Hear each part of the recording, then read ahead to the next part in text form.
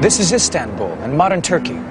To the west lies Europe, to the east, Asia, stretching all the way to India and China. I'm Matthew Settle.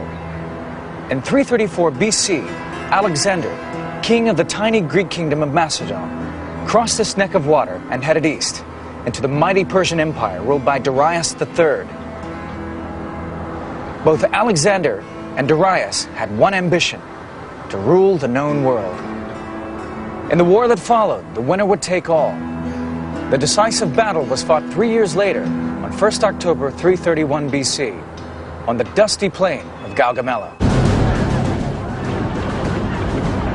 Hoje, com a tecnologia dos videogames, podemos visualizar como foi a batalha, o grande número de soldados, a formação das tropas em luta e como a batalha foi vencida. Now, decisive battle.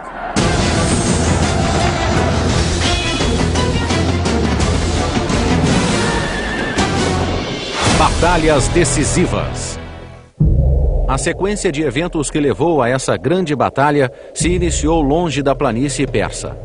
Em 356 a.C., o rei Felipe da Macedônia e sua esposa Olímpias tiveram um filho que chamaram Alexandre. Felipe era o mais poderoso rei da Grécia, mas era difícil manter os estados gregos unidos.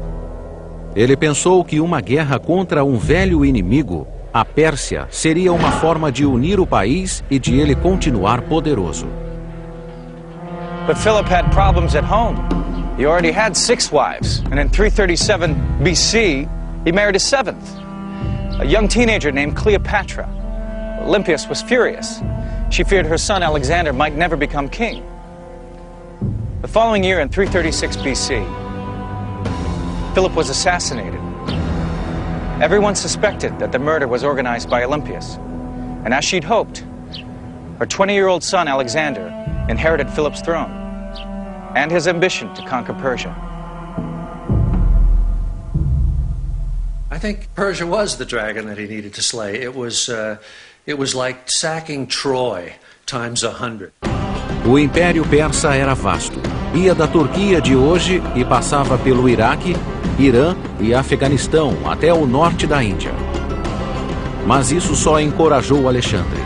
Ele era muito curioso e queria ver as terras além da Pérsia e o oceano que se acreditava cercar a Europa e a Ásia nos confins da terra. Alexander was a hunter and a conqueror, and he set himself no limits. His first task was to defeat the existing Persian Empire. Second task, to recover the old Persian Empire, which he would have known about, which extended over the Hindu Kush into what's now Pakistan. Third goal, well, the limit, which was, as the Greeks thought, the ocean. He just simply wanted to go on until he hit the Eastern Ocean. He was competing with Achilles, with Heracles, and he wanted to leave a name that would live forever and ever. In 334 BC, he arrived here in Turkey with an army of 40,000 men. Embora macedônio na base, o exército tinha tropas de toda a Grécia e muitos mercenários. Seu coração era a cavalaria companheira, uma unidade de elite de cerca de 1.600 homens. Alexander's particular contribution was that he led the companion cavalry, the crack cavalry force, in person, and he had done so from the age of 18, so the troops would know that their leader was not just there because he was the son of the previous king, but because he was one of the finest horsemen in the entire army. Alexander's companion cavalry were probably the greatest cavalry ever in the history of the world. They were companions of the king. They were the elite of all Macedonia who could call Alexander Alexander and who were his friends, his mates. Um exército persa foi enviado para deter esse jovem arrogante no Helesponto. Os dois lados se defrontaram no rio Granicus. Alexander led the cavalry charge across the river. He rode straight for Mithridates, the son-in-law of Darius, and plunged his lance into his face, killing him outright. Then 2 Persian generals attacked Alexander. One dented his helmet with a sword swipe, but was killed by Alexander. The second general came at him with an axe, but as he raised it, his arm was cut off at the shoulder by one of Alexander's companions. O restante da cavalaria macedônia passou o rio. E os persas bateram em retirada. Alexandre continuou para leste, para a Ásia Menor, sentindo-se destinado à grandeza. O rei Dario, em pessoa, decidiu cuidar do assunto. Ele levantou um novo exército e lutou de novo contra os macedônios em 333 a.C. em Issus. A superioridade numérica de Dario era esmagadora, mas o campo de batalha era estreito e ele não pôde se aproveitar disso. Novamente, a cavalaria de Alexandre esmagou as linhas persas. Dario fugiu tão depressa que deixou sua mãe, esposa e filhas para trás, cativas de Alexandre. Enquanto isso, milhares de soldados persas tiveram sua fuga interrompida. As vitórias fizeram de Alexandre o senhor das terras por onde passou. Suas terras incluíam agora o Egito, em mãos persas por 200 anos. Como seu novo faraó, ele fundou a cidade de Alexandria. Depois foi em peregrinação ao templo do deus Amon, no oásis de Siva, perto da fronteira da Líbia, percorrendo centenas de quilômetros de deserto.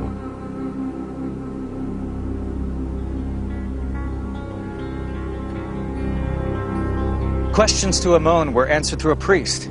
Alexander asked, "Will I rule the earth?" The answer seems to have been yes. But the priests went further. They greeted Alexander, calling him the Son of God. 2,000 years after his desert pilgrimage, Greek coins still depict Alexander as the ram-headed god Ammon. Quem conhecia Alexandre disse que ele voltou mudado do Egito. Ele mesmo se achava um deus, invencível. Em julho de 331 a.C., o exército estava pronto para ir à Pérsia. 3 meses depois, ele cruzou os rios Tigre e Eufrates. Dario esperava por ele na planície de Galgamela, que significa a casa do camelo.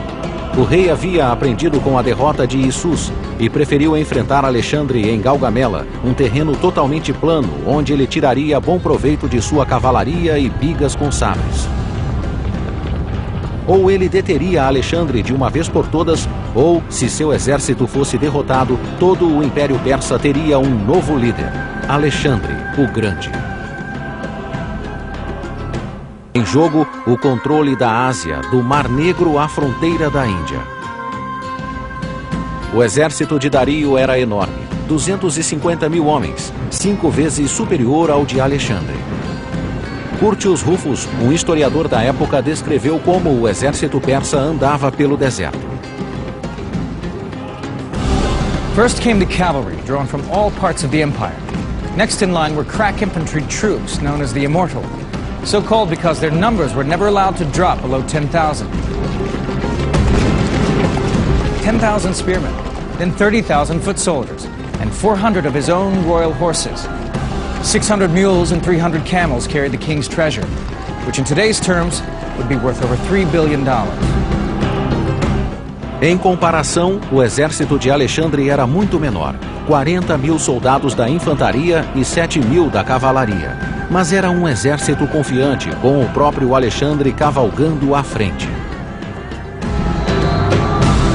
Macedonians really were a band of brothers. They really were companions. Every night they would eat together, dine together, drink together. They were, if you look down the rolls, there was brothers, cousins, uncles. Everybody was related to each other by marriage, by blood. And you know that Alexander just loved these guys and they loved him. The flat plain at Galgamela was well suited for chariot warfare, but Darius went one further and had the ground leveled out to provide runways for his charioteers. This would be a huge set-piece battle, the kind the Persians had trained for. The vast battlefield would allow Darius to send all of his troops into action and use his 5-to-1 advantage to smash Alexander. Um objetivo-chave era passar pela parede de lanceiros da falange. Isso era muito difícil, mas Dario tinha um recurso: as bigas com sabres. Eram bigas padrão, mas com longos sabres postos nos eixos das rodas, capazes de cortar as pernas de um cavalo ou de um homem. Elas eram conduzidas a toda velocidade contra a infantaria com o objetivo de quebrar a linha do inimigo e criar espaço para sua própria cavalaria e infantaria poderem entrar. Sabemos como Dario usou esse exército, porque suas instruções escritas foram apreendidas após a batalha. No flanco esquerdo ficavam as cavalarias bactriana e cítica das estepes da Ásia, cuja função era deter a cavalaria companheira.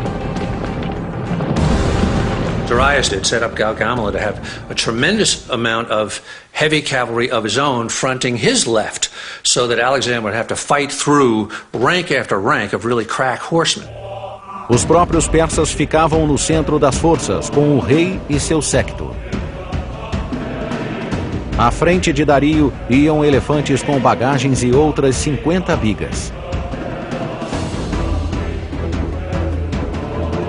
O flanco direito era guardado por tropas sírias da Mesopotâmia e do Golfo Pérsico, e por outras 100 bigas com sabres. Como todo comandante grego até então, Alexandre organizou sua infantaria em falange. O bloco de soldados formava uma parede de lanças. As primeiras 5 filas apontavam suas lanças para frente, enquanto as restantes as mantinham a 75 graus para repelir dardos inimigos. Mas, diferente dos outros comandantes, ele combinou a falange com a flexibilidade da rápida cavalaria de ataque. The Macedonian army, as developed by Philip first and perfected by Alexander, was really like the smart bomb of the ancient world. It was light years beyond the Greek phalanx, which was essentially just heavy infantry advancing in a solid front and beating each other's brains out. It was a style of battle that's sometimes called sword and shield battle. The Macedonian phalanx functioned as a shield, and the companion cavalry acted as the offensive sword. Em Gaugamela, Alexandre pôs uma cavalaria de cada lado da falange, mas colocou outra falange atrás de cada cavalaria, composta de mercenários e aliados. Ele sabia que sua cavalaria, audaz, podia deixar a infantaria vulnerável a ataques pelos flancos e pela retaguarda. A segunda falange cuidaria disso. Alexander didn't seem to suffer from pre-battle nerves. In fact, he overslept. It was high noon by the time he joined his troops.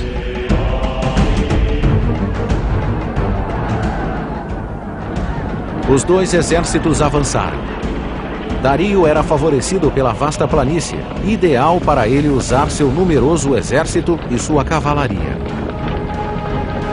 A proporção era de 5 persas por grego. Para evitar ser atacado pelos flancos, Alexandre levou sua cavalaria para a direita, para perto das linhas persas. Dario fez o mesmo movimento para neutralizar Alexandre.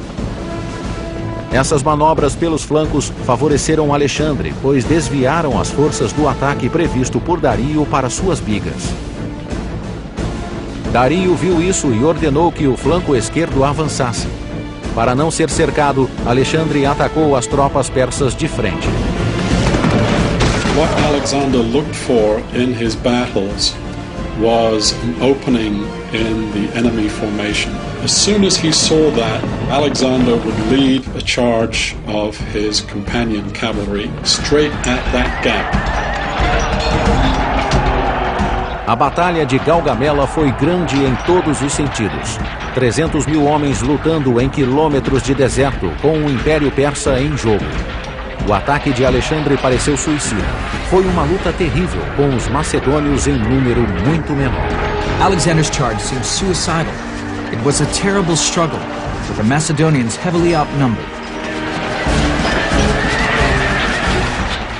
Well, they always say that when you're fighting against superior odds, it's like wrestling a bear.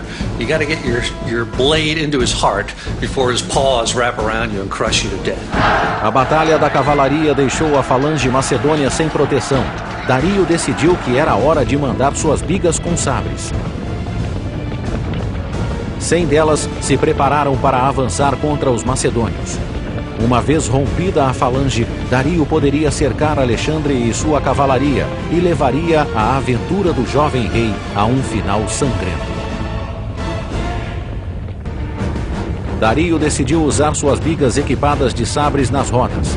As bigas se precipitam sobre a falange grega, tendo à frente uma parede de lanças afiadas como navalhas. Os homens da falange viam aproximando-se 100 bigas, cada uma com lâminas de 1 metro, zunindo no eixo de cada roda.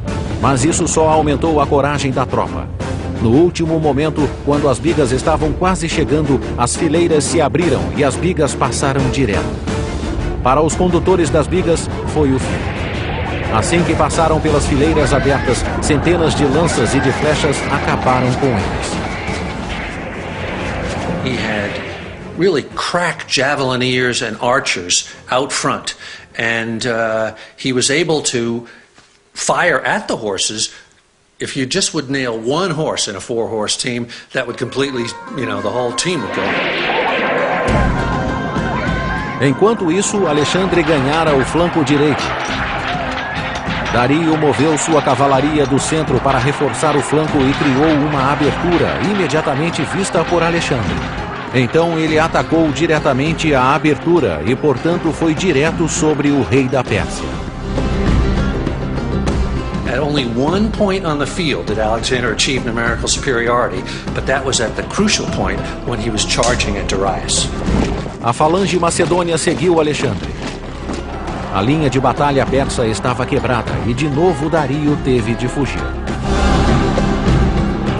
When the rest of his army saw their king and his entourage fleeing, they naturally figured, well, if he's fleeing, why are we still standing here, risking our lives?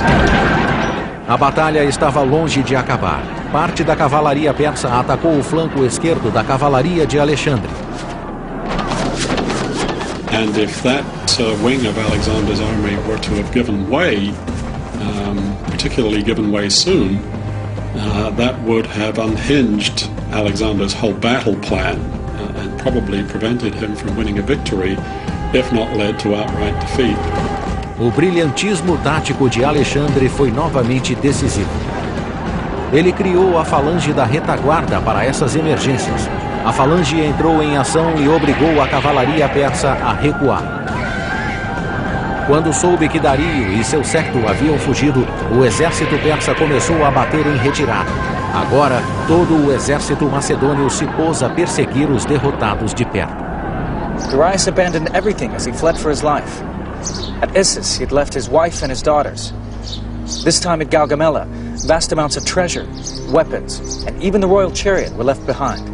But Darius had gotten away again. Antigamente, os dados de baixas serviam mais à propaganda do que à verdade. O historiador grego Arrian diz que Alexandre perdeu 100 homens e que Dario perdeu 300 mil. Descontados os exageros, os persas sofreram pesadas baixas, a maioria durante a retirada maciça. Alexander pursued Darius for 9 months, but the two would never meet again. Darius was stabbed by one of his own generals and left by the roadside to die. Alexander wrapped his own cloak around the dead king. He had Darius' murderers executed and gave him a royal funeral. Gaugamela was the most important victory that Alexander won, in that it broke the organized resistance of the Persian Empire. Depois de Gaugamela, nada mais deteve Alexandre. Ele e seus companheiros macedônios dominaram todo o Império Persa. 1 ano depois da batalha, eles estavam no Afeganistão. 4 anos depois, cruzaram a cadeia de montanhas Kush e invadiram o norte da Índia. Alexandre cumpriria a profecia dos sacerdotes de Amon.